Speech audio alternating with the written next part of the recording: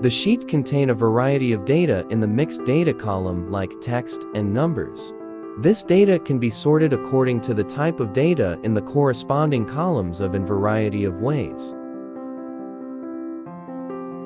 Here is the easiest way to do it within few seconds. Select the data to be sorted and press Ctrl+G. Then click on the special button. Check the radio button constants and uncheck other data type except numbers to select the number data type. The number type data has been selected. Just copy and paste it to the corresponding column. Repeat the same steps to select the text type data, but this time uncheck all other data type checkbox except text.